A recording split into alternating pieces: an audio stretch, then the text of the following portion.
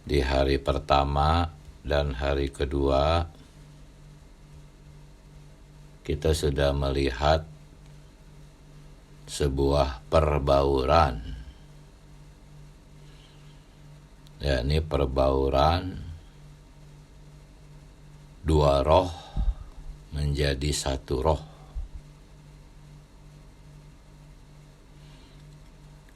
Roh kita dan roh Allah berbaur di dalam diri kita. Ini adalah perbauran atau inkorporasi tahap awal. Inkorporasi tahap awal ini akan rampung nanti dalam inkorporasi ultima, yaitu Yerusalem baru. Nah, hari ini kita akan melihat wahyu tentang ini, yaitu wahyu progresif Allah.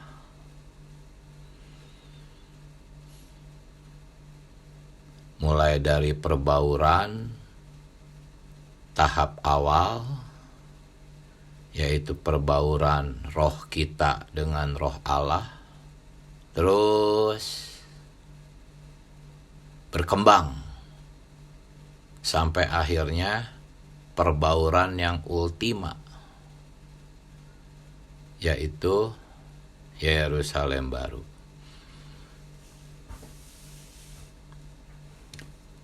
Nah,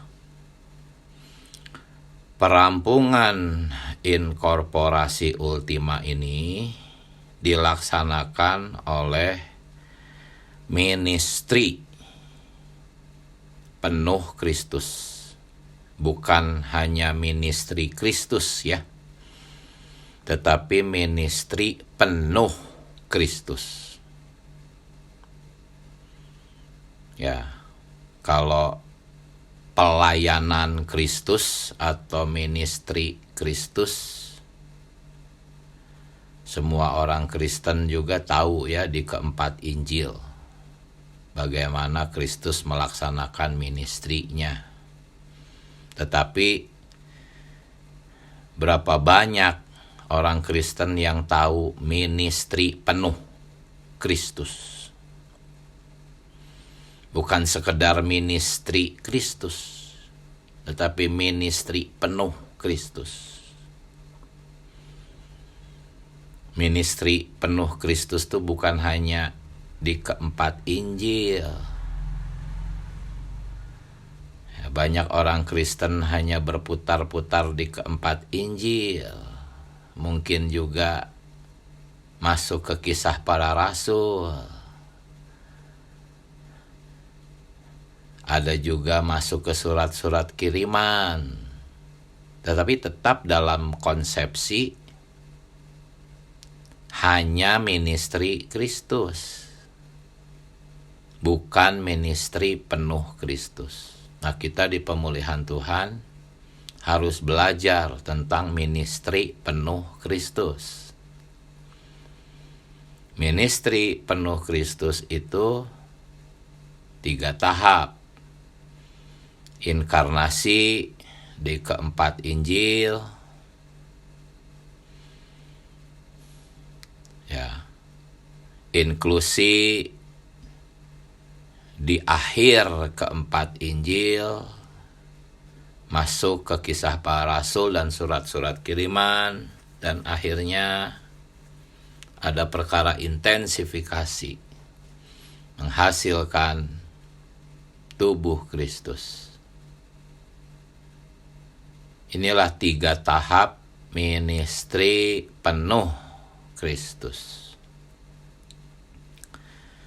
Hanya 3 tahap ministry penuh ini ya, dalam FKKP kita hari ini, hari ketiga, diperlihatkan ya melalui wahyu 5 tahap ya. Jadi 3 tahap ministri penuh Kristus diwahyukan dalam FKKP kita pagi ini dalam 5 tahap wahyu progresif Allah. Ministri Kristus itu 3 tahap, tetapi wahyu progresif Allah ada 5 tahap. Tetapi 5 tahap wahyu progresif Allah, di dalamnya ada 3 tahap ministri penuh Kristus. Jadi nanti sebentar saya membagi nikmat, itu adalah perbauran dari 3 tahap ministri penuh Kristus dengan 5 tahap wahyu progresif Allah. Ya, saya menambahkan wahyu progresif Allah dan manusia pilihan atau manusia tebusan. Jadi dimulai dari tahap pertama. Tahap pertama dari wahyu progresif, ya. Bukan tahap pertama ministri penuh Kristus. Harus bisa bedakan tahapan-tahapan ministri penuh Kristus dan tahapan-tahapan wahyu progresif. Memang sedikit membingungkan ini. Tetapi FKKP kita hari ini lebih menyoroti 5 tahap wahyu progresif, ya. Tahap pertama itu adalah Allah ketika masih bujangan. Kenapa kita mengatakan Allah masih bujangan? Allah di sini adalah di dalam Kristus. Jadi Kristus yang bujangan. Itu sebetulnya bisa kita lihat di Roma pasal 5 ayat 14. Yang mengatakan bahwa Adam yang diciptakan itu adalah gambaran dari Dia yang akan datang. Jadi ketika Allah mengatakan Adam itu tidak baik kalau hanya seorang diri, karena Adam adalah gambaran Kristus menurut Roma 5 ayat 14, maka sebetulnya Kristuslah yang tidak baik kalau dia hanya sendirian.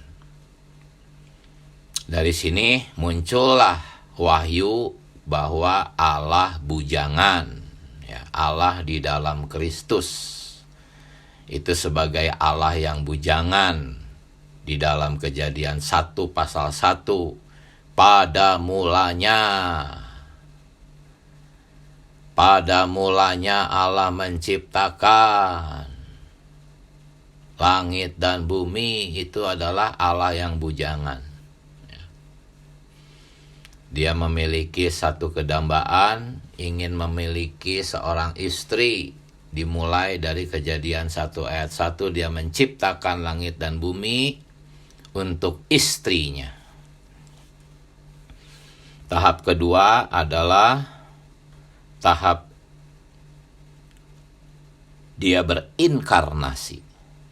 Nah, tahap kedua dari wahyu progresif Allah ini adalah tahap pertama dari ministri penuh Kristus, yaitu inkarnasi. Menurut wahyu progresif ini adalah tahap kedua. Menurut ministri penuh Kristus ini adalah tahap pertama. Tahap pertama ini dia menjadi, ya, daging. Kebanyakan orang Kristen hanya berputar-putar di tahap pertama ini. Ya. Hanya sedikit, ya. Kalaupun mereka mengenal tahap berikutnya, tahap inklusi, nggak tahu bagaimana pengenalannya. Tetapi walaupun mereka mengerti tahap inkarnasi, tetapi mungkin hanya sedikit juga pemahamannya mengenai tahap inkarnasi. Banyak orang Kristen mengatakan di tahap inkarnasi ini Allah menjadi manusia untuk menjadi juru selamat. Ini nggak akurat. Ini kedangkalan. Sebetulnya Allah di tahap inkarnasi menjadi manusia itu, kalau kita mau bicarakan secara akurat, itu bukan untuk menjadi juru selamat, tetapi untuk menjadi daging. Berbeda mengatakan juru selamat dan daging. Daging itu negatif, juru selamat itu sangat indah. Dan sesungguhnya tahap dia menjadi juru selamat itu ada di tahap ketiga, yaitu tahap Allah yang menebus. Dan itu terjadinya bukan ketika dia inkarnasi, tetapi di akhir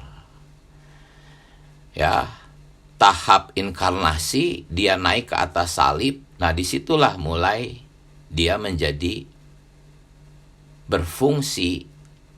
Fungsinya sebagai juru selamat mulai terlaksana. Jadi tahap inkarnasi ini adalah Allah menjadi daging, harus ingat ya. Tidak akurat juga mengatakan Allah menjadi manusia, itu nggak akurat juga. Yang akuratnya tuh adalah firman itu menjadi daging ya. Ini adalah tahap inkarnasi, di mana Allah melalui proses menjadi gitu. Tadinya belum menjadi, sekarang sudah menjadi daging. Dan ini adalah menjadi yang pertama ya. Di tahap inklusi Allah kembali menjadi gitu. Menjadi yang kedua, yaitu menjadi roh pemberi hayat. Inilah dua kali menjadinya Allah ke dalam suatu keberadaan yang progresif. Ya. Di tahap inkarnasi itu menjadi daging, di tahap inklusi menjadi roh pemberi hayat. Ya, jadi sekali lagi saya membagikan kenikmatan ini membaurkan antara 3 tahap ministry penuh Allah dan 5 tahap wahyu progresif Allah. Nah, saudara-saudari, Allah telah 2 kali menjadi. Tetapi menjadi yang pertama, ya, Allah menjadi daging itu sederhana, hanya ada 1 plus ya. Ketika Allah berinkarnasi, Allah menjadi Allah plus. Tadinya Allah saja, sekarang menjadi Allah plus. Tapi plusnya cuma 1, yaitu Allah plus keinsanian. Jadi di tahap inkarnasi menjadi yang pertama ini cukup sederhana, hanya melibatkan Roh Kudus Allah dengan anak darah manusia. Hanya ada 2 yang terlibat di sini, yaitu Allah plus 1 faktor keinsanian. Tetapi di dalam tahap inklusi menjadi roh pemberi hayat ini tidak sederhana, saudara-saudari. Allah yang sudah plus ini, yaitu Allah yang ilahi insani, dalam tahap inklusinya memiliki 4 plus lagi. Plus, plus, plus, plus. Jadi 4 plus tambah. Seluruhnya jadi 5 plus. Gitu. Itu digambarkan dari 4 macam rempah-rempah di dalam Keluaran 30 ayat 23 sampai 25. Ada mur, kayu manis, tebu, kayu teja. Ya, mur itu menggambarkan kematian Kristus. Kayu manis itu melambangkan khasiat dari kematiannya. Tebu menggambarkan kebangkitan Tuhan. Kayu teja adalah kuat kuasa kebangkitannya. Nanti ada yang bertanya, kok kenapa bisa ditafsirkan sedemikian? Baca aja ya. Keluaran 30 ayat 23, 25, telusuri terus catatan kakinya, ayat referensinya, baca juga pelajaran hayatnya, baru nanti kita bisa menemukan kenapa 4 rempah-rempah itu ditafsirkan sedemikian. Jadi kembali, tahap inklusi ini tidak sederhana, melibatkan banyak plus. Dan kata inklusi itu mengandung arti terjadinya satu pencakupan gitu. Di dalam tahap inklusi ini ada sesuatu peristiwa pencakupan gitu. Yang tadinya tidak tercakup melalui tahap inklusi jadi tercakup gitu. Itulah makna kata inklusi. Ya. Apa yang dicakup? Yaitu 4 poin tadi. Ya, saya tidak menjelaskan poin ini secara detail. Nah, tadi mengenai wahyu progresif kita baru melihat 2 tahap, yaitu tahap Allah bujangan dan tahap Allah berinkarnasi. Nah, sekarang tahap yang ketiga itu adalah tahap Allah yang menebus. Nah, tahap Allah yang menebus di sini, saudara-saudari, terjadi di akhir tahap inkarnasi dan masuk ke tahap inklusi. Mungkin ada saudara-saudari yang menganggap penebusan Allah itu hanya terjadi di tahap inkarnasi. Tidak, ya. Penebusan Allah itu pertama-tama memang di tahap inkarnasi, yaitu di dalam daging dia naik ke atas salib. Nah, ini masih dalam tahap inkarnasi. Tetapi penebusan yang sesungguhnya itu terjadi ketika dia mati. Ya, dimulai dari dia naik ke atas salib, kemudian dia mati. Matinya dia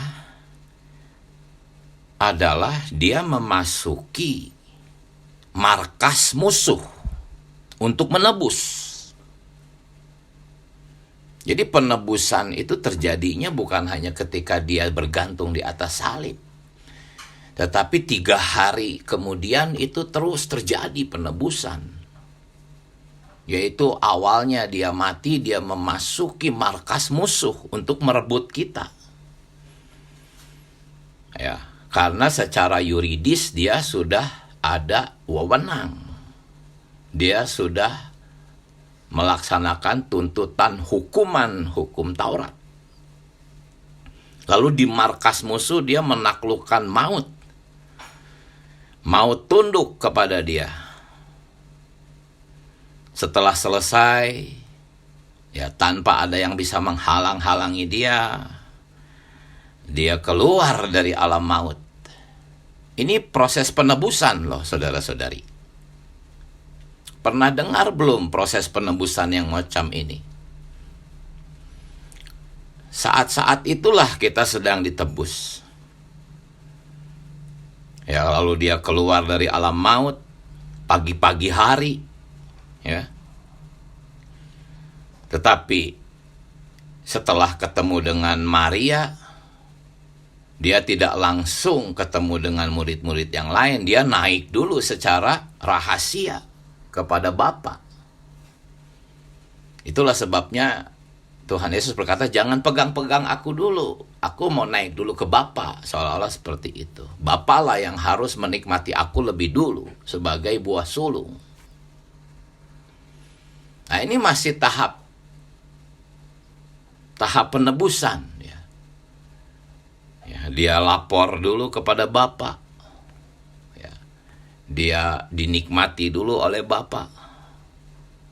Ya, tentunya secara keilahian dia adalah Allah, tetapi dia melakukan semua proses ini dalam keinsaniannya. Jadi istilah lapor kepada Bapa itu sebetulnya di aspek keinsaniannya. Bahwa tugas penebusannya sudah dia lakukan. Nah, barulah ketika malam harinya dia datang kepada murid-murid. Ini pun masih dalam tahap inklusi, yaitu menghembuskan dirinya kepada siapa? Kepada wakil-wakil tubuh. Ya. Itu seperti menyuntikkan satu zat ke bagian tertentu di dalam tubuh, tetapi yang mendapatkan suntikan itu seluruh tubuh. Kita memang belum lahir saat itu, tetapi kita juga sebetulnya berbagian ketika Allah di dalam Kristus menghembuskan dirinya sendiri.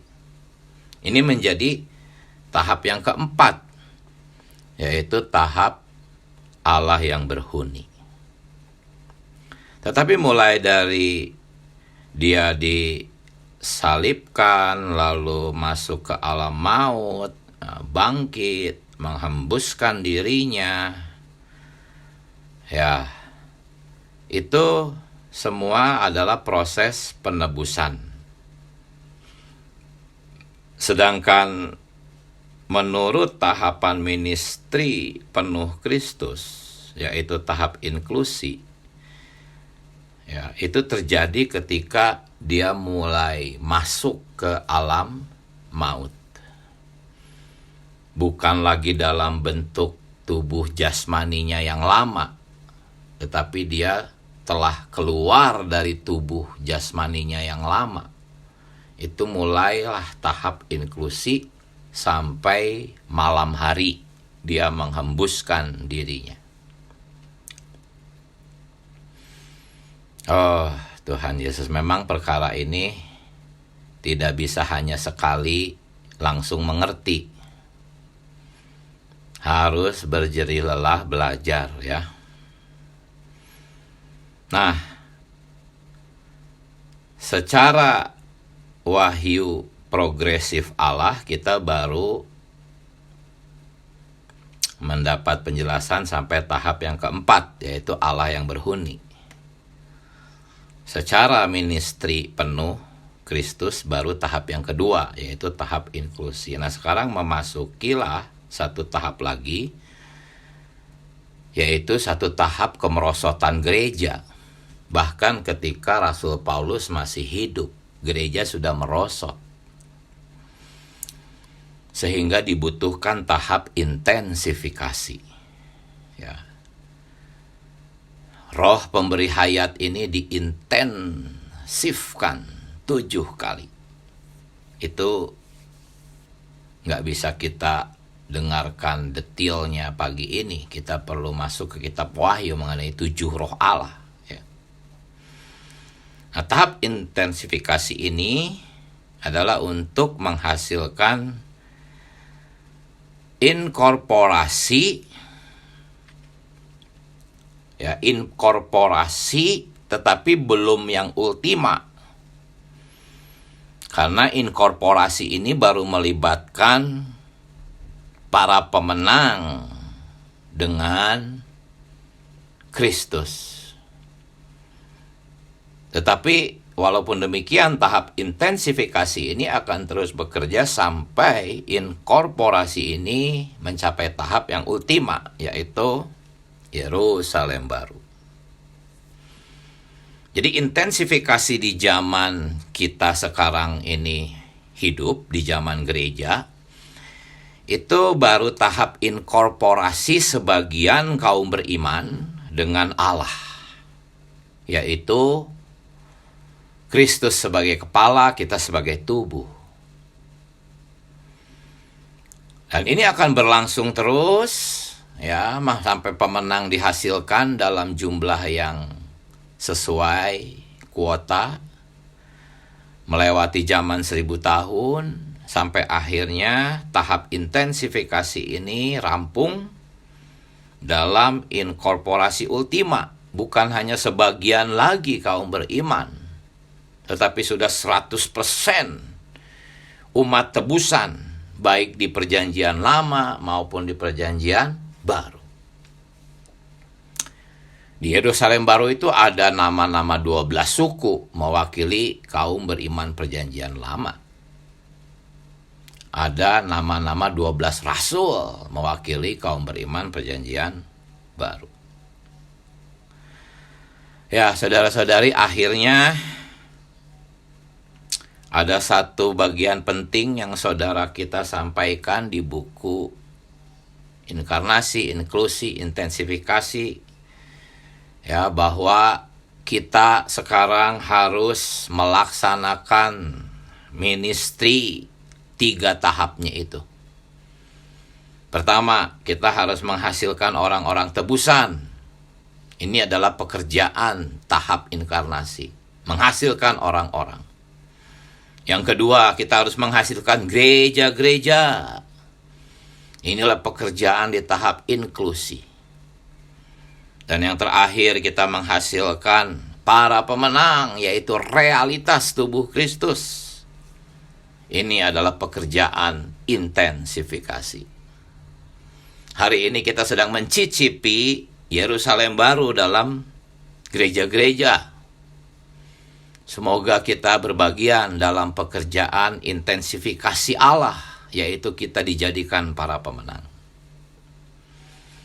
Inilah hari ketiga, ya, mengenai 3 tahap ministry penuh Kristus.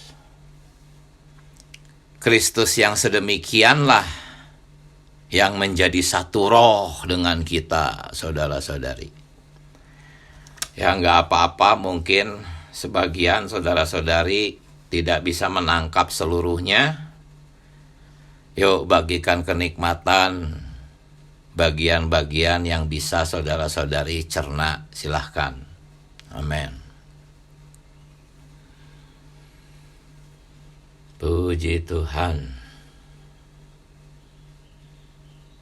Dari satu roh, 2 roh menjadi satu roh, akhirnya menjadi satu kota. Perbauran 2 roh menjadi satu roh, akhirnya menjadi satu kota. Yerusalem baru. Inilah yang kita lihat pagi ini. Silakan saudara-saudari. Amin. Yuk, bagikan seberapa banyak pun yang dimiliki, dinikmati, bagikan. Jangan takut. Nanti juga keluar rohnya. Silahkan. Tuhan Yesus. Amin.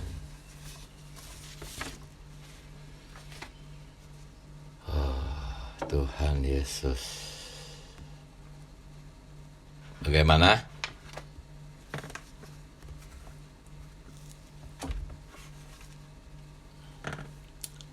Ya, yang diuraikan tadi itu sebetulnya satu kisah romantis, ya. Open mic, ya. Silahkan, sementara saya memanfaatkan waktu. Oh ya, silakan saudari Hani. Amin. Puji Tuhan, ya.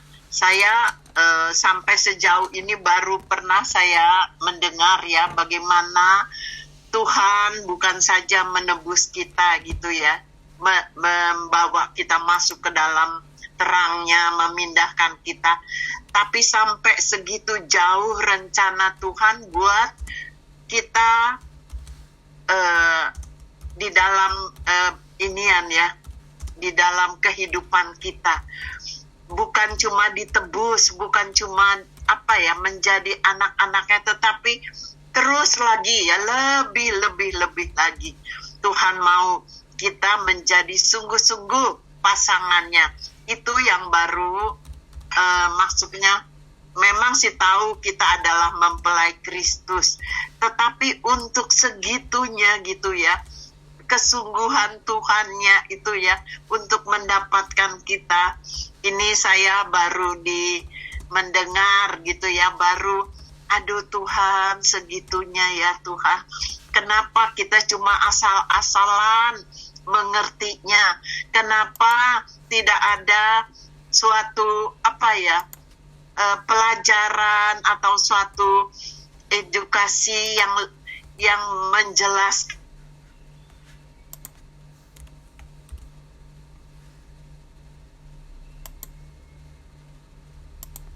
Amin. Suaranya apakah masih terdengar, saudara-saudari lain? Ya, hilang. Hilang suaranya saudari Hani.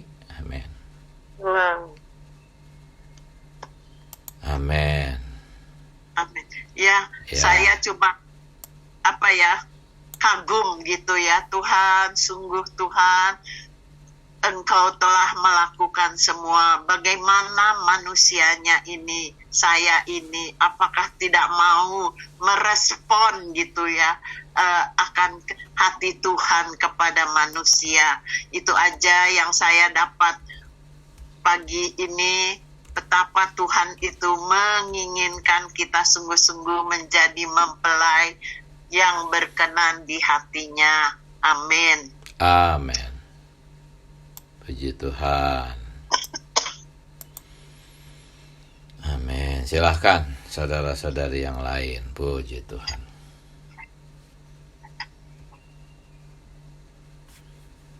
Ya, open mic ya. Silahkan. Jadi uraian tadi itu sebetulnya kisah yang romantis. Dimulai dari Allah ketika dia masih bujangan, sampai Allah yang menikahi istrinya. Itu sih. Tadi urayanya terdengar cukup rumit, tetapi sebetulnya sederhana sih. Dan kita walaupun tidak mengerti, bisa mengapresiasi, oh Tuhan Yesus, terima kasih. Aku menjadi bagian dari umat tebusan, orang pilihan yang akan menikah dengan Allah. Haleluya. Silahkan saudara-saudari, mari. Amin. Ya, saudari Indrawati, silahkan. Amin, amin. Puji Tuhan ya untuk berita hari ini. Memang sangat rumit ya, tapi begitu rumit cintanya Tuhan gitu ya, kasihnya Tuhan gitu ya, tak terpahami. Saya teringat dengan kidung yang ada di dalam buku kidung itu ya, kisah nan misteri gitu ya, rahasia semesta. Amin. Yang kini terungkapkan dalam firman Tuhan, kisah kasih Allah yang tak terpahami. Kisah nan romantis antara Allah dan manusia. Amin. Bagaimana Allah jatuh cinta kepada manusia, bagaimana Allah mau manusia seperti Dia, dan manusia menjadi berpasangan ya, pasangan yang kekal dengan Allah. Walaupun manusia ini berdosa, tetapi cintanya begitu luas. Ya, itu aja. Terima kasih. Amin. Amin. Puji Tuhan, baik sekali. Memang itu kidung benar-benar mewakili apa yang kita nikmati ya pagi ini ya. Amin. Puji Tuhan. Silahkan saudara-saudari. Amin. Saudara Michael, silahkan. Ya, pada umumnya bagaimanapun juga sebagian besar orang Kristen, hal yang pertama menjadi terpikir adalah bagaimana kita harus hidup menjadi orang Kristen. Ya, mayoritas jatuh ke dalam hal-hal yang sangat mendasar saja, yang umumnya muncul daripada opini pribadi yang tidak melibatkan kebenaran dan wahyu daripada firman Tuhan. Ya, ini cukup banyak juga saya alami secara pribadi ketika berbicara dengan orang-orang Kristen pada umumnya. Ya, kurang lebih menjadi orang Kristen sih dasarnya hanya menjadi orang baik, mengerjakan hal-hal yang umumnya diberitakan yang dalam tanda kutip pasaran ya di dalam kekristenan. Nggak jauh, nggak lebih, hanya menjadi orang baik, lalu melayani Tuhan, mempersembahkan sesuatu ya, mulai dari materi atau mempersembahkan doa atau ya mempersembahkan diri ya, baik separuh waktu atau sepenuh waktu dalam istilah itu. Tetapi ada satu hasrat hati Tuhan dan atas satu administrasi Tuhan dan ada satu ekonomi Allah yang kita lihat di dalam hal yang diministrikan pada pagi hari ini ya, di dalam ministri penuh Kristus sebagai bagian daripada 5 tahap wahyu progresif Allah ya. Dari mulai Allah bujangan sampai akhirnya menjadi Allah yang berinkorporasi ya di dalam 5 tahap itu.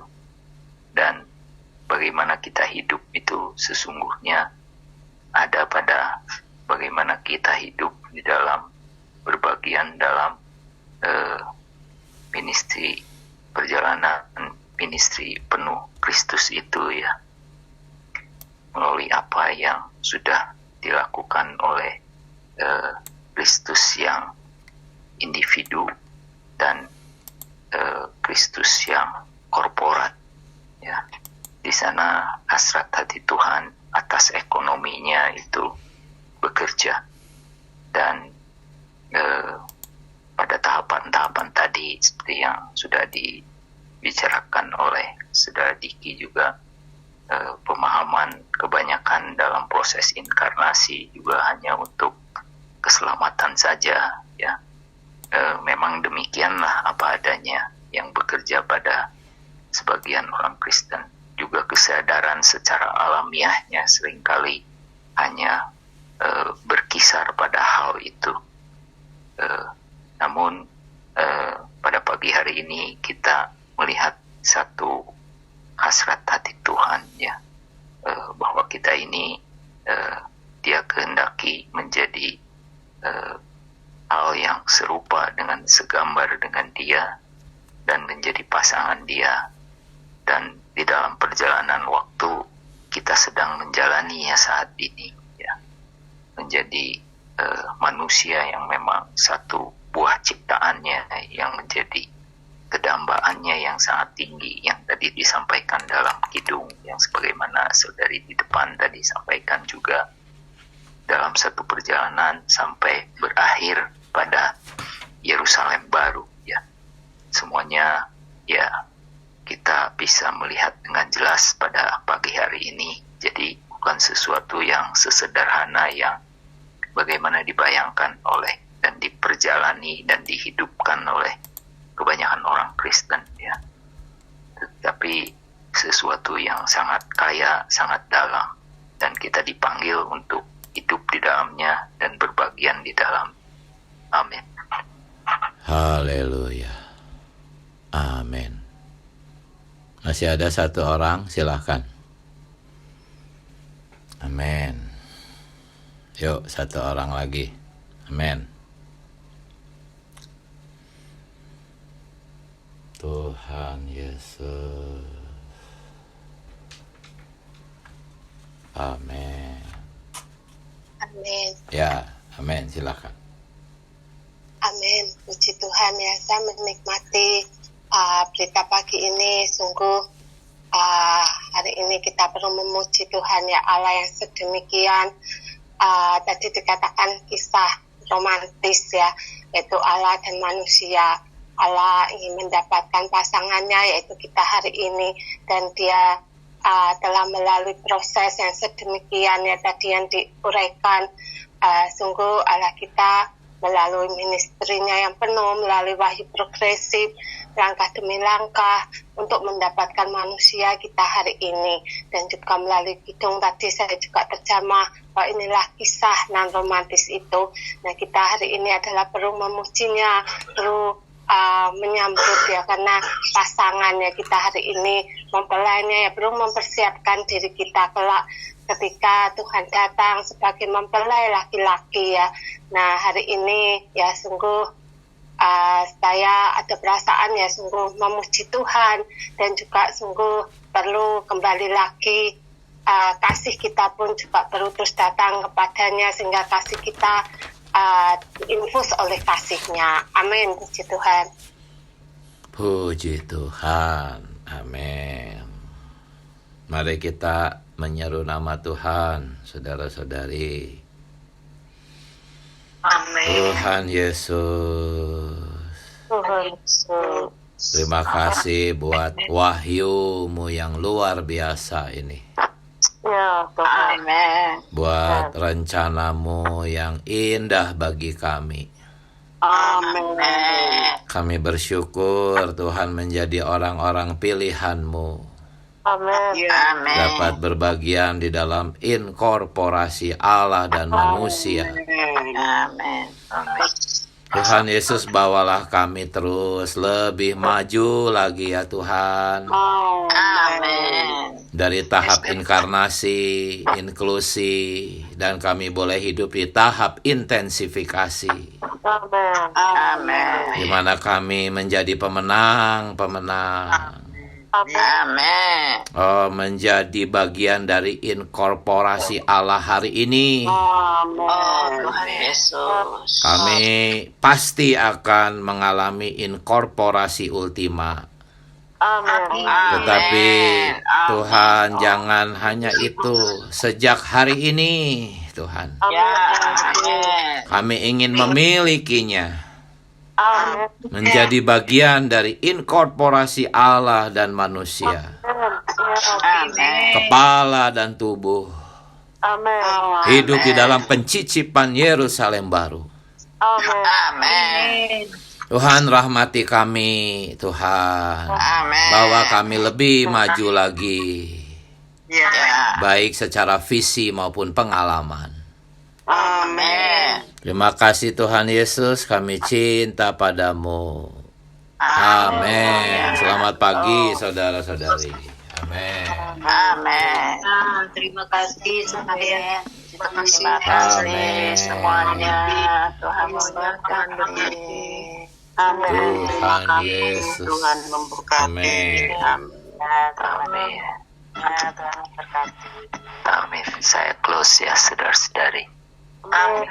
Saudara Michael. Amin.